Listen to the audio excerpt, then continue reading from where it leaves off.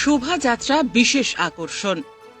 নদিয়ার কৃষ্ণগঞ্জের মাঝদিয়া ABCD ক্লাবের উদ্যোগে প্রতি বছর মতো এবছরও সরস্বতী বন্দনায় মেতে উঠেছে তারা।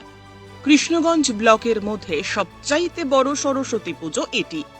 মাঝদিয়া রেল বাজার হাই স্কুলের সামনে ক্লাবের নিজস্ব জায়গায় প্রতি বছরের ন্যায় এবছরও সরস্বতী পুজো হয়েছে। যেমন পুজোর নিয়ম নিষ্ঠা, তেমনি প্রতিটি বাড়িতে ভোগ পৌঁছে দেওয়া হয় ক্লাবের পক্ষ থেকে। দীর্ঘদিনের প্রথা মেনে সরস্বতী পুজোর 3 দিন পর সন্ধ্যায় শোভাযাত্রা সহকারে প্রতিমা নিরঞ্জনের পালা। এবছরও হচ্ছে একই রকম ভাবে। শোভাযাত্রায় যেমন স্থান পেয়েছে আদিবাসী নৃত্য, ঝুমুর নৃত্য, পাশাপাশি স্থান পেয়েছে মাথায় প্রদীপের আলো নিয়ে মারাঠি নৃত্য।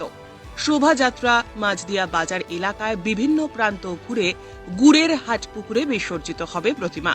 শোভাযাত্রা দেখতে রাস্তার দুপাশে ভিড় জমান অগণিত মানুষ। নদিয়া থেকে আকাশ বিশ্বাসের প্রতিবেদন, উত্তরের প্রহরী।